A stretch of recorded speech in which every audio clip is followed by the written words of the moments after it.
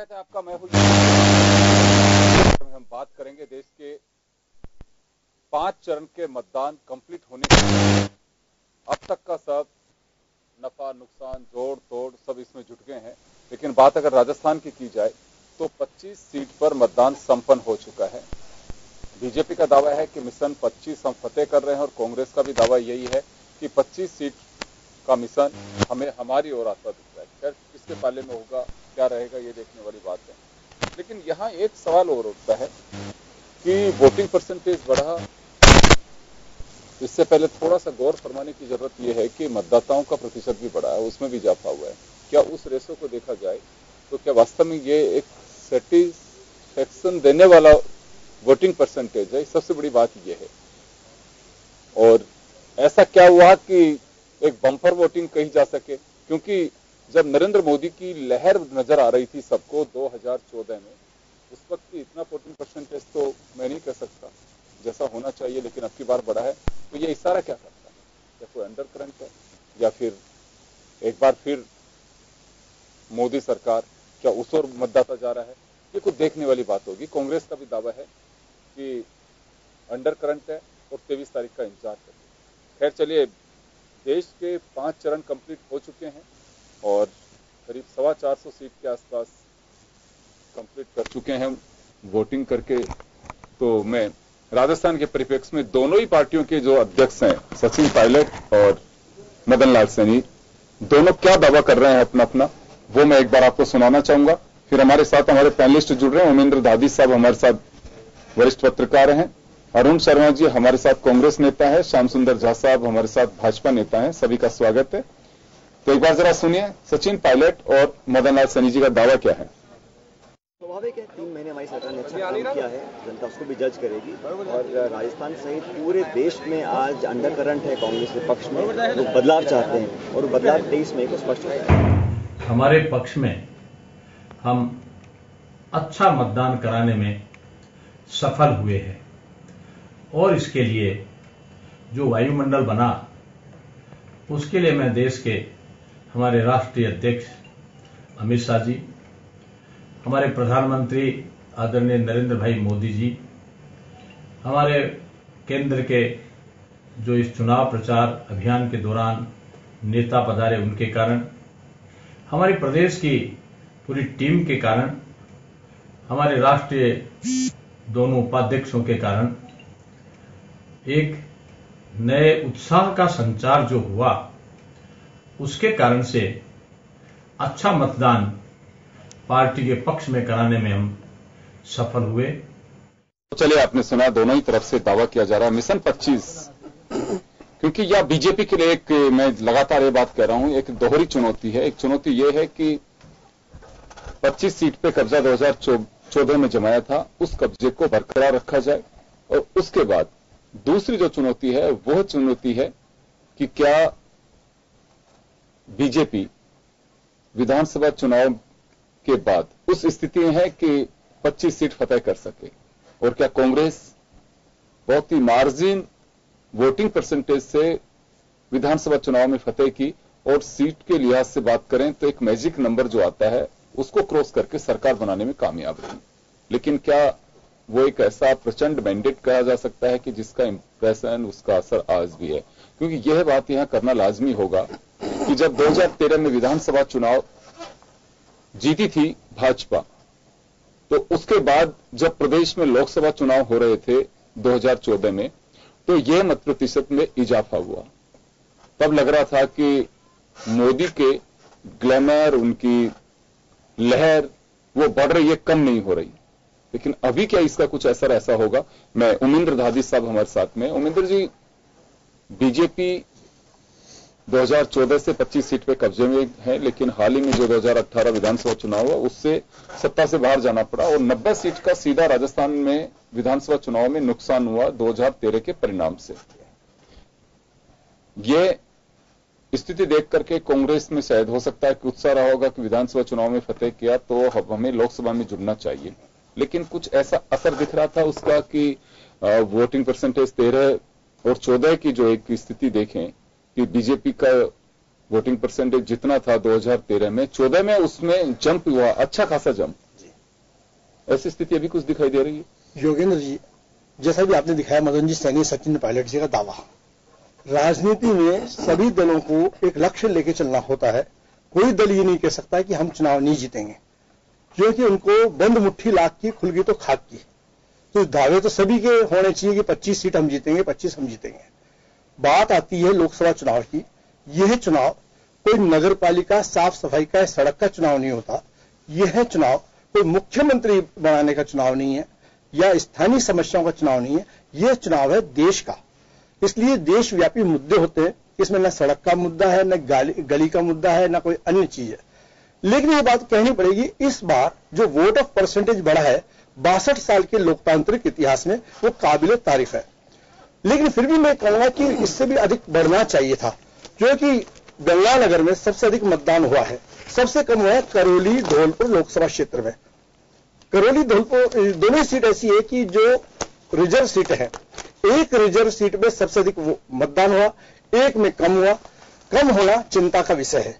चिंता का विषय इसलिए कह सकता हूं कि मैं वहां जो इस समय सांसद है उनके लिए अच्छा नहीं हो सकता है उनके लिए कोई 23 तारीख के जो नतीजे आएंगे कुछ चौंकाने वाले आ जाए। सबसे बड़ी बात यह है कि यहाँ दोनों दलों के नेता बैठे हैं। दोनों ही दलों में अपने प्रत्याशियों को स्थानीय कार्यकर्ताओं की उपेक्षा का सामना भी करना पड़ा है। भारतीय जनता पार्टी के सामने केवल एक चेहरा जिसको लेकर उन्होंने चुनाव लड़ा, उसका लाभ उनको मिलना स्वाभाविक है, क्योंकि इनके सामने एक मुख है। और कांग्रेस ने राहुल गांधी जी के नेतृत्व में चुनाव लड़ा और उसका उन्होंने सभाएं भी बहुत की। जयपुर में भी उन्होंने ये कोटपुतली में कई जगह इनकी सभाएं हुई, चौमू में हुई। ग्रामीण क्षेत्रों में उसका कितना लाभ मिल पाता है, ये देखने वाली बात है। सबसे मुख्य बात यह है कि इस बार के चुनाव में साइलेंट वेव है और युवा मतदाता किसके पक्ष में होते हैं, ये देखने वाली बात है। युवा मतदाता जिसके पक्ष में होंगे, जीत उसी की होगी। लगता यह है कि युवा मतदाताओं का रुझान उसकी साइड में होगा जो उनको रोजगार के लिए आश्वस्त करेगा, जो उन्हें नए उद्योग धंधों के लिए आश्वस्त करेगा, या उनके भविष्य को लेकर जो चिंता जताया या चिंतित है उसके लिए आश्वस्त होगा। युवा मतदाता राजस्थान के 25 लोकसभा सीटों का फैसला देने वाला होगा, ये देखने वाला है। इसके अलावा मैं एक बात और कहना चाहूंगा कि अधिकांश जो बीजेपी के टिकट हैं वो उन्हीं को दिए गए जो 2014 में चुनाव जीते थे। भाजपा ने बहुत कम लोगों के टिकट बदले हैं, जबकि कांग्रेस ने अधिकांश नए लोगों को टिकट दिए हैं। अब यदि मानिए बीजेपी चुनाव में जीतती है तो ये माना जाएगा कि 2014 में जिनको चुना गया वो निर्णय, अब की भी इनका टिकट देने का निर्णय सही हुआ। लेकिन ये बात माननी पड़ेगी, ये जो चुनाव है प्रत्याशियों का चुनाव न होकर केवल मोदी का चुनाव हो गया और मोदी की वजह से इन प्रत्याशियों को लाभ मिलना तय है। इसलिए कह रहा हूं मैं कि अधिक मतदान होना एक उत्साह का संकेत भी होता है और अधिक मतदान होना किसी के प्रति आक्रोश का संकेत भी होता है। अब ये उत्साह है या आक्रोश है, ये देखने वाली बात है। इसका इंतजार करना पड़ेगा हमें। बिल्कुल, पिक्चर बनता वही है कि रिलीज उसी दिन होगी कि उसकी स्थिति क्या बनती है। अरुण शर्मा जी हमारे साथ में है। अरुण जी, कांग्रेस की सरकार है राजस्थान में, आप लोगों ने बीजेपी से सत्ता अपने पक्ष में किया है, अपने पाले में की है, लेकिन लोकसभा चुनाव क्या वास्तव में ऐसा लगता है आपको कि 13 का रिफ्लेक्शन या उसका प्रभाव 14 पर दिखाई देगा? कांग्रेस का आधार क्या रहा? जिस हमने इतनी डिबेट्स की, आज नफा नुकसान जोड़ गणित भाग सब कुछ आप लोगों ने किया होगा, कितनी सीट आ सकती हैं, मिशन 25 का दोनों ओर से दावा किया जा सकता है, लेकिन कांग्रेस का आधार क्या है अभी? देखिए योगेंद्र जी, कांग्रेस का आधार एक तो हमारी खुद की नीतियां और घोषणा पत्र, हम अपनी इंटेंशन सब जाहिर कर चुके हैं, पब्लिक डोमेन में है। दूसरा आधार जो है योगेंद्र जी, वो है पिछले 5 साल का नरेंद्र मोदी जी की सरकार का कार्यकाल। मेरा मानना है कि 2014 में मोदी जी की लहर थी, 2019 में भी मोदी जी की लहर है, लेकिन वो उल्टी दिशा में बह रही है। अभी ददीज जी ने भी जिक्र किया है, एक अंडर करंट है। पिछली बार की लहर में शोर सुनाई देता था क्योंकि आशा जगाई गई थी, आकांक्षाएं जगाई गई थी, बड़े बड़े प्रोजेक्ट बताए गए थे, मैं दोबारा उस फहरिस्त को गिनना नहीं चाहता, करीब 125 बड़ी बड़ी योजनाओं की घोषणा, 2 करोड़ रोजगार और 100 जगमगाते हुए स्मार्ट शहर, ये सब दिखाया गया था। काला धन 100 दिन में वापस ले आना, स्पेशल कोर्ट बैठाना, सारे भ्रष्टाचारियों को जेल में भेज देना, ये सब रिकॉर्ड में है कि उस समय ये वादे किए गए थे। आज की तारीख में कंपटीशन ये है कि युवा ज्यादा नाराज है या छोटा व्यापारी ज्यादा नाराज है, महिलाएं ज्यादा दुखी हैं या किसान ये 5 साल उसने कैसे काटे हैं वो ही जानता है। अंडर करंट है उस असंतोष का। मुझे अफसोस है कि चुनाव अभियान के दौरान भारतीय जनता पार्टी ने पूरी कोशिश की कि जो मेन मुद्दे हैं, जो वादे करके वो 2014 में सत्ता उन्होंने ली, उसका रिपोर्ट कार्ड वो कभी भी पेश नहीं कर पाए इस अभियान में। 5 साल, मैं अभियान की बात नहीं करता हूं योगेंद्र जी, पिछले 5 साल में एक ही चीज इस देश में ऐसी थी जिसकी सप्लाई ज्यादा थी, डिमांड कम थी। उसको भाषण कहते हैं, प्रचुर मात्रा में भाषण। अब जब ये अभियान खत्म होगा योगेंद्र जी, तो मोदी जी करीब 1100 चुनाव रैलियों को संबोधित कर चुके होंगे। कमाल के वक्ता हैं, करीब 1.25 घंटे 1.5 घंटे से कम बोलते नहीं हैं, जरूर 2-3 बार पानी पीते हैं, लेकिन इन सभाओं में उन्होंने कांग्रेस को कोसने के अलावा पूरे 5 साल में, आप पूरा एनालिसिस कर लीजिए, 70% बात कांग्रेस, नेहरू जी, राजीव जी, कांग्रेस परिवार, इसके अलावा उन्होंने कोई बात नहीं की है। आप ध्यान से देखें तो बीजेपी इस चुनाव में लड़ रही है, उसका चुनाव चिन्ह है, जरूर दोनों बातें मौजूद हैं, लेकिन देश का रक्षा मंत्री चुनाव नहीं लड़ रहा है, देश का वित्त मंत्री चुनाव नहीं लड़ रहा है, देश का विदेश मंत्री चुनाव नहीं लड़ रहा है, देश का शिक्षा मंत्री चुनाव नहीं लड़ रहा है, कोल minister, railway minister, speaker of Lok Sabha, मार्गदर्शक मंडल, ये कोई चुनाव नहीं लड़ रहा। प्रज्ञा ठाकुर चुनाव लड़ रही हैं, साक्षी महाराज चुनाव लड़ रहे हैं, ये भी छोड़ दीजिए आप।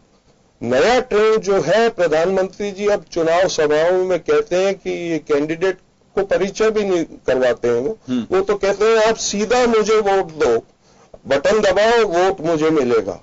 तो इनके कैंडिडेट को भी वो गौण कर रहे हैं और सीधे व्यक्तिवाद वाली दिशा में भारतीय जनता पार्टी बढ़ रही है। पूरे देश को इसकी चिंता है, हम भी शामिल हैं कि प्रजातंत्र किस तरफ जा रहा है।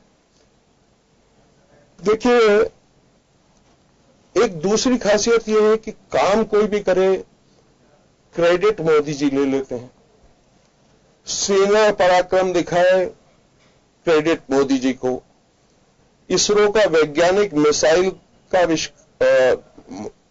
स्पेस में मिसाइल का आविष्कार करे, जो कि 2012 से तैयार है हमारे पास, घोषणा उसकी प्रधानमंत्री मोदी जी करें जैसे उन्होंने किया हो। विदेश मंत्री को देख लीजिए, मतलब सारा क्रेडिट विदेश मंत्री का भी वो खुद करते हैं। रक्षा मंत्रालय के सौदों में पीएमओ दखल करता है, इस टाइप के कागजात अब सार्वजनिक है, सुप्रीम कोर्ट से। मैं वापस लौटूं आपके पास में, एक बार मैं झा साहब से बात कर लेता हूं जरा। श्याम जी, पूरा इलेक्शन हमने देखा, पूरा कैंपेन सब कुछ हो चुके हैं, हर पार्टी अपना नफा नुकसान उसमें लगा रहे हैं कि क्या से कहां से कौन जीत सकता है। पार्टियों भी लगाते हैं, कैंडिडेट्स बताते हैं कि हमारी ये पोजीशन है, कैंडिडेट्स के साथ कार्यकर्ता लगाते हैं, सारी बातें होती हैं। यहां पूरे इलेक्शन कैंपेन में प्लस अभी 2 चरण का मतदान बाकी है। एक बात कांग्रेस की तरफ से उठ रही है कि व्यक्तिवाद चुनाव हो गया और ये हावी हो गया। इस बात का भी जिक्र कई बार करती है कांग्रेस कि जब जयपुर रैली में आए थे मोदी साहब, तीनों प्रत्याशी मंच पर बैठने के बावजूद भी ये पहला अवसर है कि किसी नेता ने इंट्रोड्यूस नहीं करवाया कैंडिडेट्स को, जबकि वो मौजूद थे। देखिए, व्यक्तिवाद की राजनीति वाली बात कांग्रेस अगर करे तो कांग्रेस को तो इसका अधिकार ही नहीं है कि व्यक्तिवाद। कांग्रेस तो एक तरह से प्राइवेट लिमिटेड फर्म की तरह काम करती है, जो गांधी परिवार में सिमट के रह गया उनका नेतृत्व, उस पार्टी का शीर्ष नेतृत्व सिर्फ और सिर्फ गांधी परिवार तक ही सीमित है। बीच में एक सीताराम केसरी जी आए थे, लाया गया था उनको, और इस परिवार की व्यक्तिवाद वाली नीति के कारण उनको हाथ पकड़ के, पांव पकड़ के बीच रोड पे फेंक दिया गया।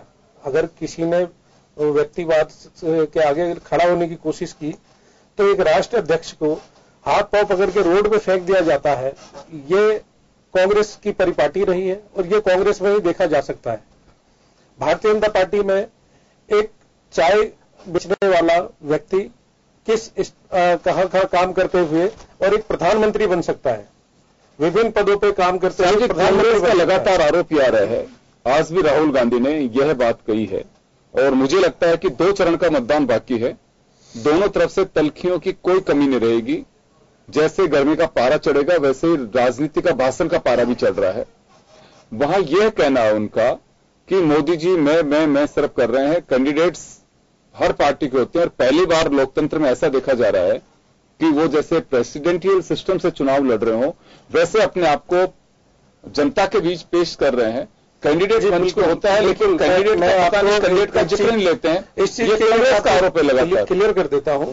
भारतीय जनता पार्टी ने पहले से ही तय किया हुआ है कि भारतीय जनता पार्टी अगर मैंडेट में आती है तो हमारा प्रधानमंत्री नरेंद्र मोदी बनेंगे। ये पहले से ही तय है।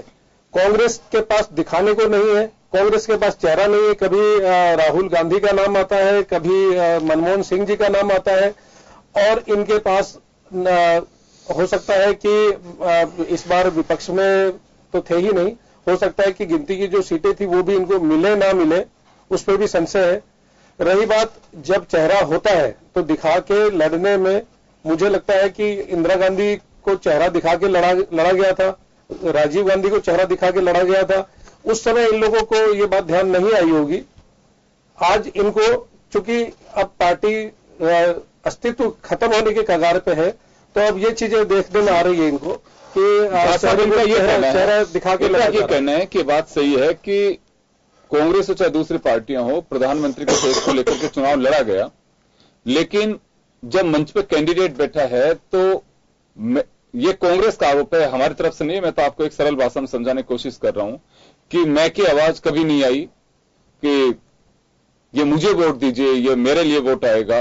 कैंडिडेट होता था उसका हाथ पकड़ के उसको भी हाथ दिलवाया जाता था कि अमुक कैंडिडेट है हमारा, आप इसको वोट दें। ये इनका ये कहना है कि ये जगह ऐसा इसको है। खत्म कर दिया गया। जयपुर की अगर बात करें तो हो सकता है, मुझे ऐसा ध्यान में नहीं है, हो सकता है कि समय अभाव में, क्योंकि आपको पता है इलेक्शन का जो टाइम रहता है, शाम थोड़ा सा सभा लेट हो गई थी, तो समय का ध्यान रहते हुए और समय के अभाव में हो सकता है कि ऐसा ना हुआ हो। मैं इस चीज के लिए पूरी तरह से हाँ भी नहीं कर सकता, ना भी नहीं कर सकता।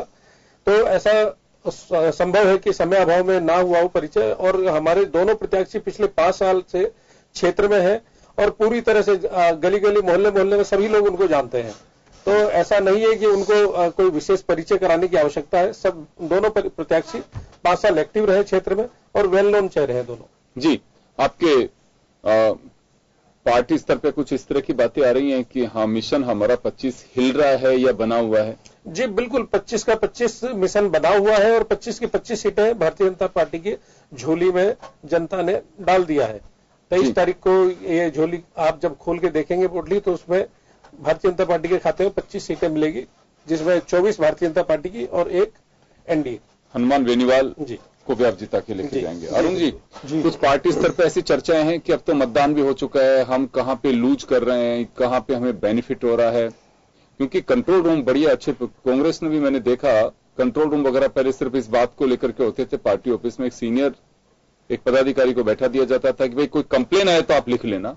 अब की बार बाकायदा प्रशासन तक बात पहुंचाना, दोनों ही तरफ से आईटी का भरपूर प्रयोग किया है, तो चीजें कुछ तो छन छन करके आती हैं। कांग्रेस ने कुछ आंकड़े पे जाने की कोशिश की है कि हाँ, हमारी स्थिति ये रहने वाली है। देखिए, कोई भी राजनीतिक दल उच्चतम लक्ष्य के लिए काम करता है, कांग्रेस भी उसी के लिए कर रही है। मैंने रीजन आपको गिना दिया, हमारे विश्वास का आधार क्या है। अभी मेरे दोस्त श्याम जी कह रहे थे कि कांग्रेस का इस चुनाव के बाद अस्तित्व खत्म हो जाएगा, तो मैं इनकी बात का कतई बुरा नहीं मानता। श्याम जी भी कहीं से सीख रहे हैं। 5 साल पहले किसी ने कहा था कि कांग्रेस मुक्त भारत चाहिए, तो नेचुरली इच्छा तो यही है, कांग्रेस मुक्त भारत हो, विपक्ष मुक्त भारत हो, प्रश्न मुक्त भारत हो, कोई सवाल हमसे पूछे ही नहीं, हम कुछ भी करें सामने विपक्ष चाहिए नहीं, ऐसी इनकी कामना तो जरूर है, लेकिन ये इस देश के इतिहास से वाकिफ नहीं है। कांग्रेस इस देश की जान रही है 55 साल, ये काफी इस बात को गिनाते हैं, नाराज रहते हैं, लेकिन हकीकत ये है हर 5 साल बाद इस देश में चुनाव होते हैं, सरकार अपनी परफॉर्मेंस लेके सामने जाती है, अगर वो फिर चुनी जाती है तो ये उसका सेवा का इतिहास बताती है, इसके अलावा और कुछ नहीं बताती। जब आप ये कहते हैं 55 साल इस देश में कुछ नहीं हुआ, तो न केवल आप असत्य बोल रहे हैं, बल्कि आप अपने पूर्वजों को, मेरे माता पिता को, दादा दादियों को, सबकी एक तरीके से आलोचना करते हैं कि वो नासमझ लोग थे, 55 साल तक कांग्रेस को जिताते रहे। ये कमाल का लॉजिक है इनका। खैर, मैं ये कहना चाह रहा हूं कि ये ऐसा एक्सपेरिमेंट इस देश के इतिहास में पहली बार नहीं हुआ है। कई बार नॉन कांग्रेस गवर्नमेंट रही है जिनकी उम्र 13 दिन से 5 साल 6 साल रही है, पर ये इतिहास को भूल जाते हैं। वाजपेयी जी की सरकार थी, इंडिया शाइन कर रहा था चारों तरफ से, बिल्कुल मैंने सब कुछ कैंपेन था, शानदार कैंपेन था। हाँ, उस समय इस तरीके की धृष्टता नहीं थी कि कोई कह रहा हो कांग्रेस मुक्त हो जाएगा ये देश, लेकिन लगता नहीं था कांग्रेस जीतेगी। आपने देखा, सबने देखा, देश ने देखा, कारगिल युद्ध के बावजूद, शाइनिंग इंडिया के बावजूद कांग्रेस यूपीए की सरकार दोबारा सत्ता में आई, 5 साल बाद फिर दोबारा। अभी क्या लग रहा है आपको, अभी क्या लगता है कि आपके मिशन को इससे अच्छे से पुट मिल सके, या फिर कहें कि हाँ इसका हमें बेनिफिट मिल सकता है? अभी ऐसा क्या हुआ कि जिसकी वजह से आप ये दावा कर सकें? चलिए, शाइनिंग इंडिया, आपको अभी भी कहीं कांग्रेस को एक ऐसा भरोसा है कि कोई अंडर करंट चल रहा है जिसका बेनिफिट मिलेगा समय आने पर? जी हाँ, जरूर। देखिए, ये कम्युलेटिव इफेक्ट होता है, कुल मिला के जो मतदाता पे 5 साल में असर पड़ा है, सरकार के काम का, सरकार के मुखिया की भाषा का, उसकी मर्यादा का, किस तरीके का सोच है, ये सब आप समझते हो ये नासमझ लोग हैं, ऐसा नहीं है, वो सब रिकॉर्ड हो रहा है। ये वो देश है योगेंद्र जी, जहां अगर रास्ते में शव यात्रा जारी हो तो अपन गाड़ी रोक के शव को प्रणाम करके ही आगे चलते हैं। हमारे यहां मरे हुए लोगों को स्वर्गीय कहते हैं, कोई नरकीय नहीं कहता। एक ये बहुत जनरल सामान्य बात है कि दिवंगत व्यक्ति के बारे में बुरा ना बोला जाए, ऐसा बड़ा सामान्यता से समझा जाता है। लेकिन अगर जी बिल्कुल, मैं बोलना चाहिए, आप जरूर बोलो। हमारे देश की ही घटना बता रहा हूं। रावण नाम के बहुत ही विद्वान थे, पंडित थे, हर साल उनका पुतला जलाया जाता है। बहुत ही विद्वान थे, पंडित थे, उसके बावजूद अगर उन्होंने सीता का हरण किया, उसके पाप का दंड आज तक उन्हें मिल रहा है कि जलाया जाता है उन्हें। और मैं आपको बता दूं, वो दिवंगत है, राजीव गांधी जी हमारे पूर्व प्रधानमंत्री हैं, लेकिन जो उनके माथे पे कलंक है बोफोर्स का, तो इसमें मैं एक बात जानना चाहूंगा, जो कलंक है इससे वो महान नहीं हो जाते। नहीं, कलंक उसमें जो उन्होंने दलाली खाई है बोफोर्स के सोने में, सत्य है, देश का बता चुका। मैं आपको एक चीज और ध्यान दिला देता हूं, पीवी नरसिम्हा राव जो कांग्रेस के प्रधानमंत्री रहे जी, कोर्ट में प्रधानमंत्री, तो कांग्रेस के, हाँ, देश के प्रधानमंत्री थे, उनको कोर्ट में हाजिर होना पड़ा। आज गांधी परिवार जमानत में घूम रहा है। ये तो इस परिवार की पूरी कुंडली है, तो इसमें कोई बुरा मानने की बात नहीं। कोई दिवंगत हो गया और अगर उन्होंने कोई गलत काम किया है तो उसके बारे में चर्चा होने में कोई बुराई नहीं है। चर्चा तो बिल्कुल, उसमें आपको बुरा नहीं मानना चाहिए। चलिए, मैं छोटे से ब्रेक के लिए रुक रहा हूं, मैं ब्रेक के बाद लौटूंगा आपके पास।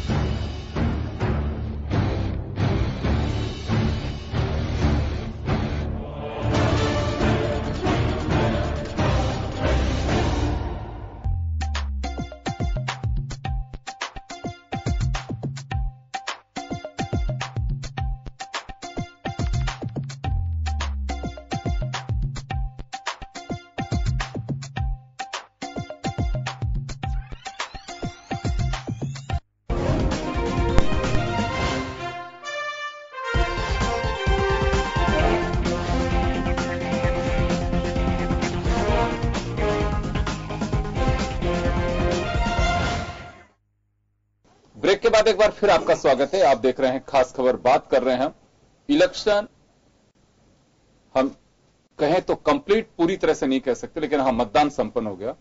चुनाव हमेशा कंप्लीट होता है जब आपका परिणाम भी आ जाता है। वो चुनाव के 4 जो आधार होते हैं, उसका अंतिम आधार होता है। अभी तीसरे चरण को हमने कंप्लीट किया है और उसके बाद जब 23 तारीख को परिणाम होगा तो किसका मिशन फतेह होता है, यह देखने वाली बात होगी। मैं दोनों को ही एक बार रोकना चाहूंगा। मैं उमेंद्र धादी साहब के पास में जाना चाहूंगा।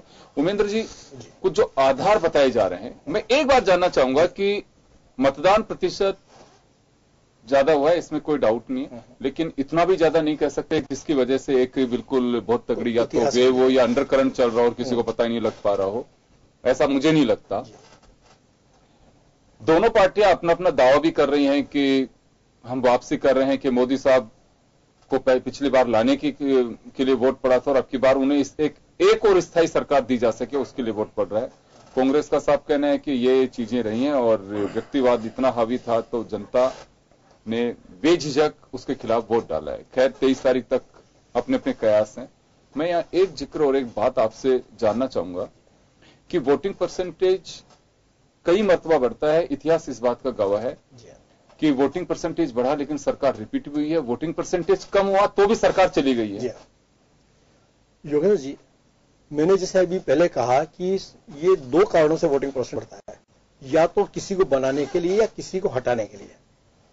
हो सकता है किसी को बनाने के लिए उत्साह हो, और जैसा मैंने पहले आपको कहा है कि युवाओं के में अधिक उत्साह देखा गया। इस बार शहरों में लंबी लाइनें देखी गई गांवों की तुलना में, जैसा कि अमूमन होता नहीं है। मैं खुद दोपहर में वोट डालने गया, मुझे उम्मीद थी कि शायद लाइन नहीं होगी, लेकिन लंबी कतारों को देख के लगा कि शहरों में भी अथाह उत्साह है। एक बात योगेंद्र मैं आपको कहना चाहूंगा इन चुनाव के विषय को लेके। इन चुनाव में अब के विचारों की भी एक नई बात चली है। मोदी जी ने कहा है जैसे कि इस देश में 3 प्रकार के विचार है, वामपंथ, नामपंथ, दामपंथ। चौथा उन्होंने बताया विकास पंथ। इन्होंने पंथ की एक नई डेफिनेशन दे दी, जैसा कि ये उनकी एक सोच है, क्या उन्होंने सोच के दिया है। लेकिन ये बता दिया कि तीनों ही जो पंथ हैं ये इतने अनुकूल नहीं है जितना कि उनका विकास का पंथ अनुकूल है। अब जैसा कि अभी चर्चा, एक बात मैं जानना चाहूंगा, ये जो नया पंथ प्रकट हुआ है, ये अक्सर कहते हैं कि आजादी के इतने साल बाद में कुछ नहीं हुआ, और मोदी जी कह भी रहे हैं कि 55 महीने 55 साल के गड्ढे भरने में लग गए।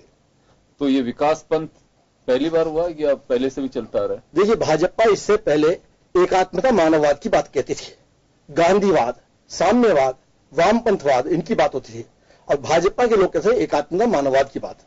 अब एकात्मता मानववाद की बात न होकर विकास पंथ की बात होने लगी है। यानी भारतीय जनता पार्टी ने दीनदयाल उपाध्याय के एकात्मता मानववाद के सिद्धांत को भूल के नया पंथ बनाने की एक चेष्टा की है। और राजनीति में सब कुछ जायज है, कौन सा पंथ बनाता है, क्या विचार है, ये उनके अपने अपने विचार है। लेकिन मतदाताओं को कई दफे ऐसी नई बात सुन के नया एक लगता है कि ये कोई नई चीज आई है। अब यदि आज के परिप्रेक्ष्य में एकात्मता मानववाद की बात की जाएगी तो नए युवाओं को इन चीजों का कोई महत्व नहीं है, वो समझ भी नहीं पाएंगे। पहले तो उन्हें समझना पड़ेगा कि दीनदयाल जी कौन थे, उनको समझाने की इन लोगों ने कोशिश ही नहीं की। कि नए लोगों को तो एक ही बताया गया कि देश में अमित शाह है, नरेंद्र मोदी है। अब इस समय एकात्मता मानववाद या दीनदयाल जी के विचारों की कोई बात नहीं है। ऐसी कांग्रेस में भी गांधी जी के विचारों की कोई बात नहीं है, यहां भी केवल नेहरू जी के विचारों की भी कोई इतनी बात नहीं है। यहां भी बात है कि राजीव गांधी जी ने क्या किया, सोनिया जी ने क्या किया, अब प्रियंका जी क्या करने वाली है। यानी हमने जब इन दोनों नेताओं ने कहा कि पूर्वजों की बात, अब पूर्वजों को तो आप भूल गए, आप तो नई बातें करने लग गए। पूर्वजों की बात कहां है आपके पास? पूर्वजों की बात होती है, आप गांधी का सिद्धांत लेके आते, आप नेहरू की बातें कहते, आप चाइना की बात कहते, आप उन बातों में है नहीं। केवल हमको ये देखना है कि मतदाताओं को कैसे आकर्षित किया जा सकता है, उसमें दोनों पार्टियों ने कोई कमी नहीं छोड़ी और जैसा होना चाहिए। मैं एक बात जानना चाहूंगा यहाँ पे, आपने विकास पंथ की बात की है अभी, और ये बात मैं अक्सर देखता भी हूं, और मैं तो उस बात की रिपोर्टिंग मैंने भी की उस वक्त में जब प्रमोद महाजन जी ने कुछ महीने पहले, 5 या 6 महीने पहले इलेक्शन करवा दिया, प्रीपोन करवाया उसको थोड़ा सा, और साइनिंग इंडिया का नारा दिया, एक उसके लिए एजेंसी को हायर भी किया गया। वो एक अंदाज आजादी के बाद में जिस तरह का कैंपेन किया गया, वो मुझे लगता है प्रमोद महाजन ने ही किया, वैसा नहीं हुआ था। और अटल जी को विश्वास में लेके पहले चुनाव भी करा दिए गए, उसके बाद वो सरकार चली गई। जबकि सबसे बड़ी बात मैं एक बात कहना चाहूंगा कि हिंदुस्तान में ये एक प्रबंधन नरेंद्र मोदी का कह सकते हो कि पुलवामा अटैक में 44 जवानों के शहीद होने के बावजूद भी उन्होंने राष्ट्रवाद के नारे को भुना दिया, जबकि कारगिल तो बिल्कुल जीता जागता युद्ध जीता था एक तरह से अटल बिहारी वाजपेयी ने। बड़ी चीज। हाँ, लेकिन उन्होंने या तो ये कहूंगा कि अटल बिहारी वाजपेयी के स्तर पर मैनेजमेंट का अभाव रहा, या वो ये देखना चाहते थे कि ये कोई बुनाने वाली चीज नहीं है, किसी के भी वक्त हो सकती थी। योगेंद्र जी, तो यहां मेरा जो सवाल है कि सारी परिस्थितियां दिख रही हैं। अभी अरुण जी ने एक बात कही थी कि ये एक ऐसा अंडर करंट है जैसे साइनिंग इंडिया की हवा निकाली थी, वैसे ही अभी एक बार मुमकिन नामुमकिन कुछ इस तरह की जो चीजें वो भी सामने आ रही हैं। योगेंद्र जी, हर चुनाव में नई चीज आती है। इन चुनाव में हमें ये लगता है कि शायद नई चीज आई है। देखिए, अभी कांग्रेस के नेता भी हैं, उन्होंने बात कही कि राजीव गांधी का नाम नहीं लेना चाहिए था, दिवंगत है। बिल्कुल, मैं भी उनको बहुत सम्मान की दृष्टि से देखता हूं, देश के पीएम रहे, उन्होंने देश को बहुत कुछ दिया है। लेकिन जब हम दिवंगतों की बात करेंगे तो बंगारू लक्ष्मण का नाम भी नहीं आना चाहिए। बंगारू लक्ष्मण के जीवन काल में कोई घटना घटी होगी, उसकी चर्चा आज कांग्रेस में भी होती है। तो कभी कभी क्या है कि मतदाताओं को लुभाने के लिए ऐसी बातें की जाती है जिनका कोई तुक नहीं है। देखिए, कभी कभी क्या होता है कि हमें मतदाताओं को जगाने के लिए यह भी कहना होता है कि अमुक लोगों ने ऐसा किया, यदि अब ये आ गए तो अब ऐसा होगा, ये होगा। और देखिए, पूर्वजों की बात होना एक स्वाभाविक है। हम राजस्थान के लोग हैं, हम लोग जब कोई गांव में जाते हैं, कोई रिश्ता नाता करने जाते हैं, तो पूर्वजों की बात होती है, वो दिवंगत लोगों की बात होती है कि इनके पिताजी ऐसे थे, इनके पिताजी ने अमुक गलत काम किया, इसलिए इनका ये नहीं होगा। तो दिवंगत की बात होना कोई मेरे दृष्टि में गलत नहीं है। चाहे बंगारू लक्ष्मण की बात होती है तो वो भी ठीक है, राजीव गांधी जी की बात होती है वो भी ठीक है, क्योंकि हाँ, मतदाताओं को बताना तो पड़ेगा कि इन लोगों ने ये अच्छा। जब हम किसी की अच्छाइयां बताएंगे तो उनकी कमियां भी हमें बतानी चाहिए, और कोई गलत भी नहीं है। हाँ, लेकिन बात यह है कि इन चुनाव में जिस प्रकार का माहौल बना, वैसा मैंने पहले के कभी चुनाव में नहीं देखा। मैंने बहुत चुनाव देखे हैं, मैं मानता हूं कि कई चुनाव में तो मैंने बहुत सक्रिय भूमिका भी निभाई है, एक पत्रकार के रूप में भी निभाई है। लेकिन मैं ये देख रहा हूं कि जिस प्रकार का ये माहौल देखा है, अब के मतदाताओं से संपर्क साधने का कम प्रयास किया गया प्रत्याशी ने। अब ये केवल सोशल मीडिया के माध्यम से या अन्य माध्यमों के से मतदाताओं को रिझाने की कोशिश। जमाना बदल रहा है, टेक्नोलॉजी बदल रही है, अंदाज बदल रहा है, अंदाज बदलेगा और बदलना भी चाहिए। यदि 10 साल बाद नई पीढ़ी के लोग चुनाव देखें, वो बिल्कुल बदली हुई चीजें देखें। आज मैं उम्मीद लगाऊं कि तांगे में बैठ के भोंपू लेके प्रचार हो, वो संभव नहीं है। पहले भैरव सिंह जी नहीं, लेकिन एक बात बताना चाहूंगा उमेंद्र जी, जमाना लौट के आएगा, मुझे बहुत अच्छे से ध्यान है, आप सब लोग काफी वरिष्ठ हैं। पहले पंगत लगा करती थी, मोहल्ले के लोग बच्चे खाना खिलाया करते थे। वो पंगत का दौर खत्म हुआ, टेबल चेयर आई, उसके बाद में बुफे शुरू हुए। मैं देखता हूं कि वापस से वो पंगत आने लग गई। तो ये कोई बड़ी बात नहीं है कि दौर बदलता है। देखिए, एक व्हील है हमारा, आप कहीं से भी घुमा दीजिए, एक बार वो राउंड पूरा करके वापस आकर के लौटेगा। तो ये कोई बड़ी बात नहीं है कि हम उस दौर में आ जाए जो बिल्कुल उसी अंदाज पे चले जाए, क्योंकि फॉरेन में मैंने बहुत सारी उस पे देखा है। आजकल तो ये होने भी लग गया है। चले पहले तांगे में या रिक्शे में, आप बता रहे हो कि भोपू होता था, उसमें बोलते हैं। आज देख लीजिए, श्याम जहाज जैसे साहब, बड़ी टाटा सफारी होगी तो जब चुनाव लड़ने का अवसर मिलेगा इनको जयपुर में किसी सीट से, तो 2 स्पीकर होंगे, क्योंकि ये जहां से आते हैं वहां तो अंदाज ही यही है। यूपी हो तो राजस्थान में भी अडॉप्ट कर लिया इसने, जहां साहब मुस्कुरा भी रहे हैं इस बात को लेके। 2 स्पीकर लगा दिए जाते हैं, अंदर नेताजी का माइक होता है, खड़े होने की जरूरत नहीं। अब तो गाड़ियां भी ऐसी नहीं लग गई कि उसकी जो रुफ है वो खुलती है, निकलो बाहर, बस भाषण दो, वापस घुस जाओ उसमें, क्योंकि वसुंधरा जी जैसा रथ तो हर कोई नेता बनवा नहीं सकता। तो ये दौर वापस आ रहा है। वो रिक्शे में नहीं तो कोई नहीं, आजकल उस गाड़ियों में आ जाते हैं। अंदाज तो वही, किसी पार्टी का नेता हो। देखिए योगेंद्र जी, इन चुनाव में एक बात माननी पड़ेगी और सबको माननी पड़ेगी कि चुनाव आयोग ने जो सख्ती की, उससे मतदाताओं को लाभ मिला है। बिल्कुल, लेकिन फिर भी बेचारी ईवीएम, उसको थोड़ी सी एक उसके प्रति सहानुभूति कहूंगा मैं कि थोड़ी सी उसकी इज्जत बच पाई है। देखिए, ईवीएम इतने आरोप नहीं लगे। अब वो टेक्निकली अगर कहीं को फॉल्ट हो जाए तो दोनों तरफ ही ये कंट्रोल रूम में बैठे हुए थे, अरुण जी ने पूरी मॉनिटरिंग की है। ये शिकायतें आई कि सब ईवीएम बंद हो रही है, चल नहीं पा रही है, पर ये नहीं कह सकती स्लो चल रही है, सभी तरफ आई। मैं आपकी बात में रोकना चाहूंगा कि आप कह रहे ईवीएम की इज्जत बच पाई है। हाँ। अभी 23 तारीख को राग अलापा जाएगा ईवीएम का, आप अभी इंतजार भरोसा तो करिए। आपको ये रोएंगे कि ईवीएम हैक हो गया और ये हो गया। नहीं, देखिए, इनके पास स्मृति जी- अंतिम बहाना यही रहा है। स्मृति जी तो इनके अमेठी पास में अभी अंतिम से कह बहाना रही वही है। है। स्मृति जी ईवीएम हैक हो तो गया। स्मृति जी अमेठी में अभी से कह रही हैं, बंगाल के लिए जावड़ेकर साहब भी कह रहे हैं अभी से ही। वहां तो लेके भागे हैं। आपके चैनल पे वीडियो देखा है मैंने, लेके यदि लेकर भागे हैं। शिकायतों की बात की जाए तो कांग्रेस ने 534 शिकायतें की है, कांग्रेस ने 36, बीजेपी ने 36 शिकायतें की है। यानी इन्होंने जो चुनाव आयोग में शिकायत भेजी है अलग अलग प्रकार की, वो शिकायतें आई है। यानी शिकायतों की यदि संख्या देखी जाए तो कांग्रेस की बहुत अधिक है, 534, बीजेपी की 36। यानी ये लगता है कि राजस्थान में इनकी सरकार होने के बाद में, प्रशासनिक व्यवस्था इनकी होने के बाद में शिकायतों का दौर होना, क्योंकि देखिए सीधा सीधा इन चुनाव में, लोकसभा चुनाव चाहे विधानसभा का चुनाव हो, सेंटर का कोई हस्तक्षेप कम होता है। केवल रिजर्व पुलिस फोर्स में इसमें ही सेंटर का दबाव होता है। लेकिन माल तो सेंटर से ही आता है सारा। हाँ, बात सही है। और उसमें भी ये जो सावचेत रहेगा, सावधानी हटी और दुर्घटना घटी। देखिए, वैसे मैं सहमत हूं। देखिए, अपने अपने आरोप और प्रत्यारोप ये तो सब चलते रहेंगे, बात एक अलग है। लेकिन कमीशन, टेक्नोलॉजी, इनके लिहाज से अब किस्मत ही आपकी है। किसी ने तय कर लिया कि मेरी नौकरी भी मैं कुर्बान कर दूंगा, लेकिन इसके पक्ष में कुछ गड़बड़ करनी है, वो एक बात अलग है। अदरवाइज चांसेस बहुत कम है। कैंडिडेट 24 घंटे में कभी भी जाके, जहां पे ईवीएम रखी हुई है, कभी भी आप जाकर के आपका रिप्रेजेंटेटिव जो भी होता है उसको भेज सकते हैं कि देख करके आ सकते हैं।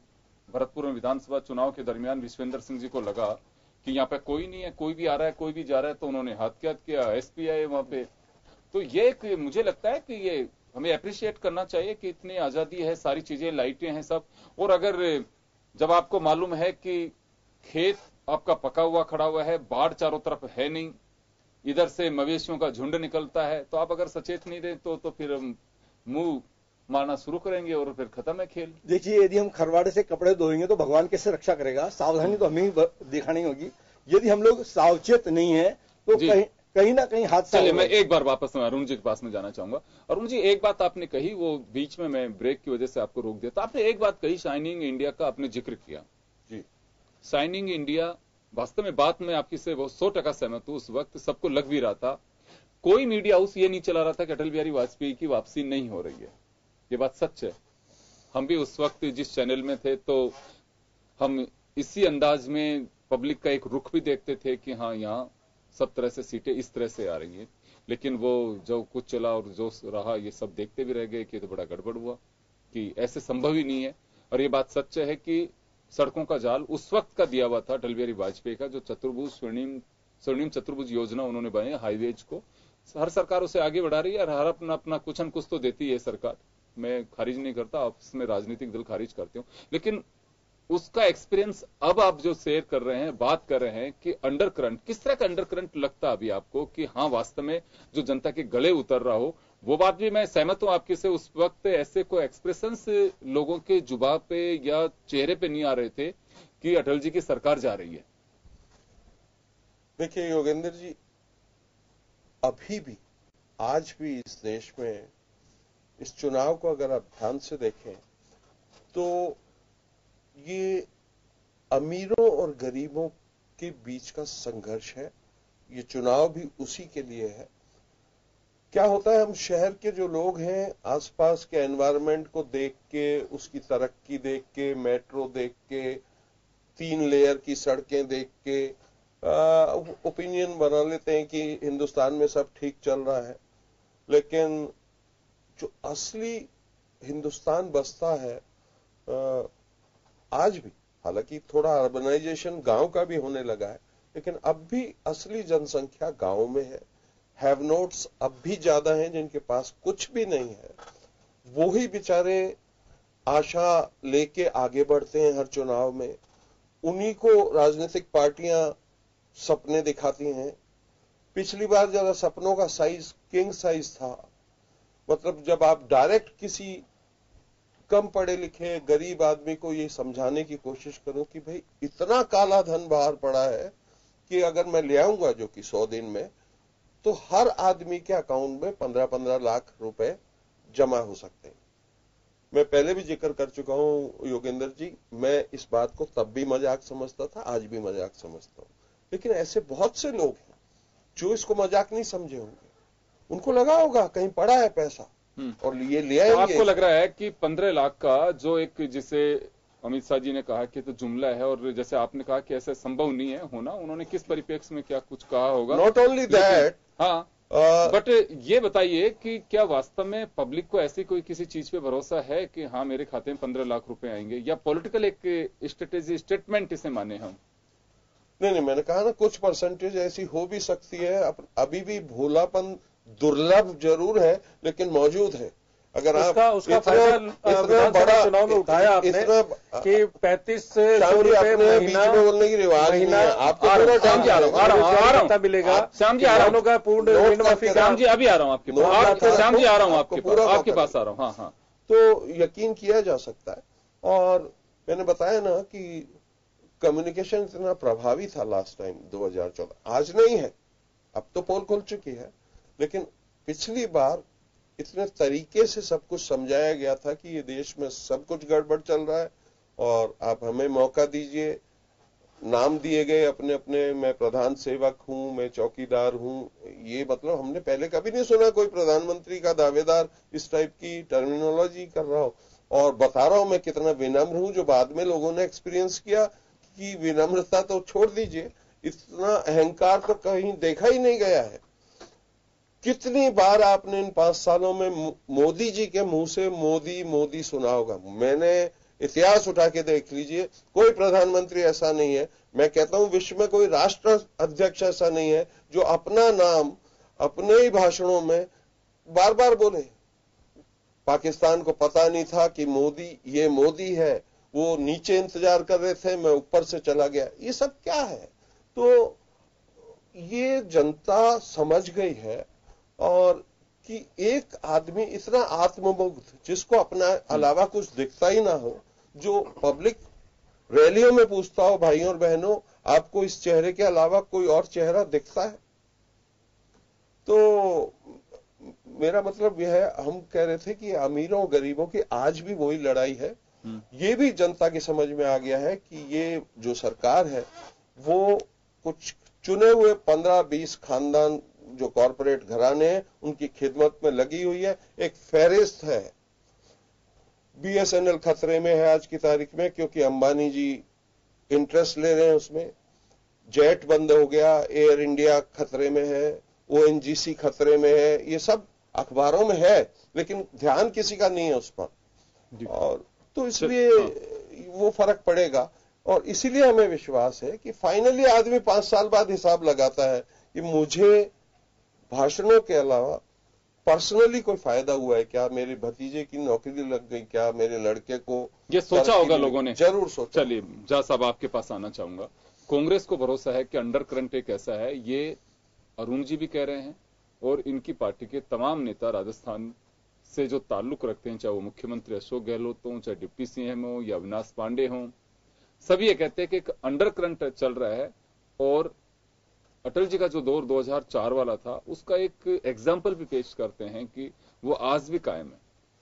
देखिए, अरुण जी ने जो बात कही, मैं अरुण जी की बात को बिल्कुल सिरे से खारिज करता हूं कि गांव और देहात के लोगों को जो बेचारा शब्द कहकर इन्होंने अपमानित किया है, इसका मतलब इनके लिए वो बेचारे और यूज करने वाले लोग थे, जिस मतदाताओं को इन्होंने गुमराह करके वोट करके और राज किया है आज तक। हमारे लिए वो मतदाता भाग्य विधाता है, आज वो बेचारे नहीं है।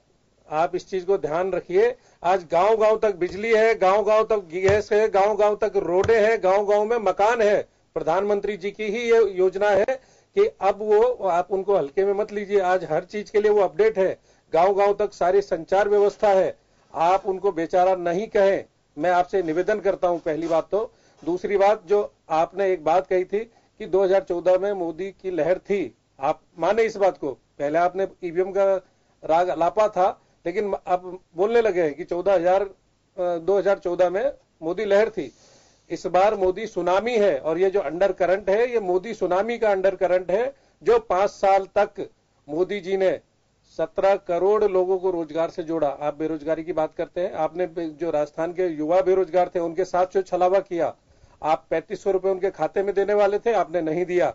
आपने किसान को संपूर्ण कर्ज माफी का वादा किया। जो कि 1 लाख करोड़ रुपए होता है, जिसमें से आपने केवल 20,000 करोड़ रुपए का कर्ज माफी करके गुमराह करके आज किसान वो कागज ले लेके बैंकों में चक्कर काट रहा है। और वो जो आक्रोश है किसान और बेरोजगार का, वो आपको झेलना पड़ेगा। और मोदी जी की जो योजनाएं रही हैं, आपको बता दूं, मुद्रा लोन के जरिए से 4.5 करोड़ लोग ऐसे थे जिन्होंने अपने जीवन में पहली बार लोन लिया और उन्होंने कोई ना कोई व्यवसाय के लिए लोन लिया। तो क्या वो रोजगार नहीं मिला उन्हें? उनको रोजगार मिला है।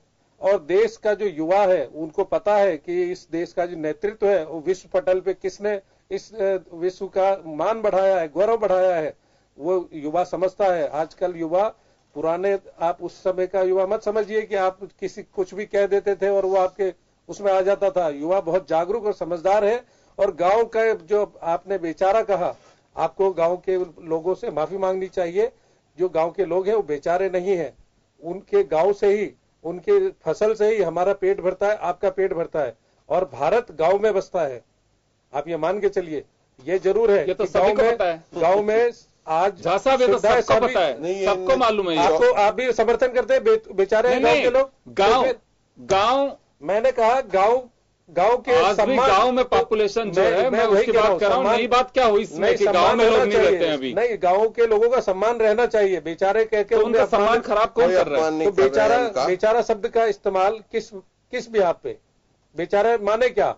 आप क्या कहना चाहते हैं? बेचारा मतलब क्या? अर्थ क्या है बेचारे का? मतलब ये कि जब मूर्ख समझते हैं आपने मूर्ख बनाया उन्हें। मैं बता रहा हूं आपको, बेचारे का मतलब ये है कि बिल्कुल आपका तर्क यही था, आपने सीधे उनको मूर्ख करार दिया इस तरह से। आप कहते रहिए। इसलिए मैं आपसे कहता हूं, गांव की जनता से माफी मांगिए। गांव की जनता आज हर चीज समझती है, सारी टेक्नोलॉजी गांव तक है। और आज का जो मोदी का जो अंडर करंट, जो आप बता रहे कि अंडर करंट, मोदी जी का अंडर करंट है।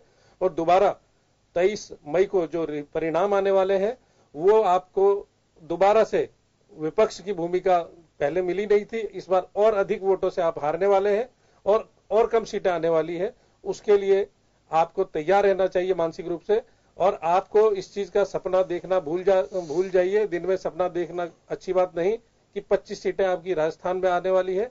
बिल्कुल नहीं आने वाली है राजस्थान में 25 सीटें। कितनी? एक सीट भी नहीं आने वाली है आपकी। बीजेपी की कितनी आ रही हैं? बीजेपी की 24 और एनडीए की 25 सीट आएगी राजस्थान से। सारे की सारी वापस, कुछ नहीं छोड़ोगे दूसरों के लिए? बिल्कुल, पूरी तरह से 2014 का इतिहास, और बल्कि वोटों का जो अंतर है वो और अधिक होगा जीत का।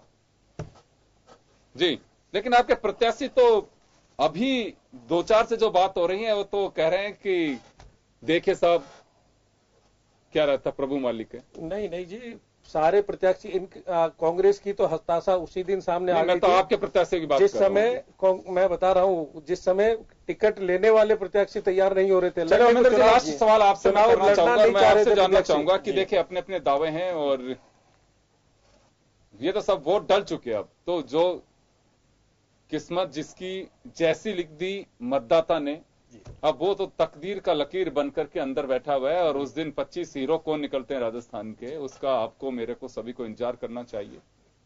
हम केवल मुद्दों का एक जरूर हम चर्चा करते हैं और दावे किस आधार पे किए जा रहे हैं कि हमारी 25 सीट होंगी। तो दोनों तरफ से मिशन 25 को कहा जा रहा है। यहां एक बात मैं जानना चाहूंगा कि इस इलेक्शन में एक बात जरूर सामने आ रही थी कि वो झूठा। क्या वास्तव में झूठ का सहारा लिया गया? योगेंद्र जी, चुनाव में बहुत सी बातें ऐसी होती है जो लोगों को कैसे आकर्षित की जाए इसलिए कही जाती है। झूठ फरेब कुछ भी हो सकता है, कई तो होता है ऐसे, और ये आज कोई नई बात नहीं है, हमेशा से चलता है। यानी हम ये कह सकते हैं कि जिसके पास शब्दों का अधिक ताना बाना है, जो अच्छे से अच्छे शब्द बुन सकता है, लोग बाग ज्यादा उसकी ओर प्रभावित होते हैं। अभी बात चली थी बेचारा शब्द की, तो बेचारा की यदि कहे तो देखा जाए, यदि हम इतिहास में जाएंगे तो हमेशा इस देश की सत्ता में बेचारे ही सत्तासीन हुए हैं। वो मैं बताना चाहूंगा, 1977 में जनता पार्टी के लोग आपातकाल की जातियों से बेचारे हो गए तो वो सत्ता में आ गए। 80 में इंदिरा जी के साथ में जो जातियां हुई, इन्होंने जेल में डाला उनको, वो बेचारी हो गई, वो सत्ता में आ गई। बाद में इंदिरा जी की हत्या हो गई, कांग्रेस बेचारी हो गई, वो सत्ता में आ गए। ऐसे जब जब भी जिसके साथ में जो शोषण हुआ है, जातियों बेचारे हुए, देश की जनता ने उन बेचारों को सत्ता सौंप दी। नेता तो बेचारा बन सकता है, लेकिन पार्टियां बेचारी हो गई। इनका ये कहना है कि गरीब का मखौल उड़ा रहे हो आप यहाँ बैठ करके कि वो बेचारा नहीं है। और खासकर इस 5 साल में तो कह ही नहीं सकते कि बेचारा रहा भी है। बेचारा नहीं, वो आप लोगों को बनाता है। आज आप लोग बैठे हो, उनकी वजह से बैठे हुए हैं। बिल्कुल ये माननी पड़ेगी आपको। ये चाहे मैं हूं, आप हो, चाहे मीडिया हो, सब किसानों और देश की जनता की वजह से और भाग्य विधाता बिल्कुल बैठे। दो ही है बस इस मुल्क में, और उनका वास्तव में ख्याल रखना चाहिए। लेकिन नहीं, मैं दूसरी बात कह रहा हूं, आप बोलते हैं आप होगा उसका ध्यान रखना चाहिए और उनको कम से कम भाषा नहीं देना चाहिए दोनों ही पार्टियों को। ये कह रहा हूं थोड़ा सा अंदर बिल्कुल राजा बैठ के मंथन रानी की पेट से पैदा नहीं होता है, मतदान से पैदा होता है। स्थिति में क्यों पहुंचा, ये जरूर मंथन जरूर करना दोनों चाहिए, कांग्रेस को करना चाहिए मंथन नहीं इस चीज का, और आत्ममंथन और चिंतन आवश्यक है। जो आज ये जो हाशिए पे है, अभी दोनों की कह रहा हूं मैं, दोनों को ब्रिटिश कर रहे हैं, आप मंथन नहीं कर पाएंगे। अरुण जी, पहले क्या होता है कि आप लोग जो जनता का फैसला है उसके लिए कहते थे, आपका एक वक्तव्य आता था, चाहे बीजेपी का हो चाहे कांग्रेस का, जनता का फैसला अभी शिरोधार्य है। बिल्कुल ये होता था कि जीत गए तो जनता को धन्यवाद, हार गए तो जनता का फैसला शिरोधार्य है, कोई कमेंट्स नहीं होते। अब आप चाहे कोई भी हो, अमुक व्यवस्था ये हो गई, ये मुद्दा आ गया, इससे ये हो गया, वो हो गया, उसका ऑपरेशन किया जाता है। हार का भी ऑपरेशन। कभी आप हार को नैतिकता के नाम पे स्वीकार नहीं करते। इसको स्वीकार करना सीखिए आप लोग। जिस दिन ये चीज सीख जाएंगे, आप लोगों में इतनी खटास भी नहीं होगी और देश के मतदाता को लाभ भी मिलेगा। यानी ये मत कहिए कि देश के मतदाता का जो फैसला है, देश के मतदाता का फैसले में प्रश्न मत लगाइए। दोनों तरफ बदल गई। आज आप लोग सत्ता से बाहर हुए हैं तो कहोगे साहब कांग्रेस के जो जुमले थे उसके झांसे में पब्लिक आ गई। अगर ये सत्ता से बाहर होंगे तो कहेंगे साहब मोदी जी ने गुमराह कर दिया जनता को, इस वजह से हम बाहर हो गए। और शाम जी यानी आप लोगों को ये कहना चाहिए कि मैं माफी चाहूंगा, मैं रोकना चाहूंगा, समय की कमी है, मैं रोकना चाहूंगा। तो कुल मिलाकर के देखे दावे अपने अपने हैं, लेकिन ऊंट किस करवट बैठेगा यह इंतजार रखना चाहिए। और बेशक हार अगर किसी की होती है सो का ऑपरेशनल अंदाज में आप बयान कुछ भी दे सकते हैं, लेकिन यह बात सत्य है कि जनता के इस फैसले को अब कोई बदल नहीं सकता। नेता माने या ना माने, पार्टी वाले माने ना माने, लेकिन सिरोधार तो जनता का फैसला ही रहेगा, जिसपे आप बेशक अपने अंदाज में एक सेटिस्फैक्शन के लिए कमेंट्स कर सकते हैं कि उन्होंने ऐसा किया था और उन्होंने ऐसा किया था। होगा तो वही जो जनता रची राखा। चलिए, बहुत बहुत शुक्रिया आप सभी का। खास खबरें आज जितना ही, दीजिए इजाजत, नमस्कार।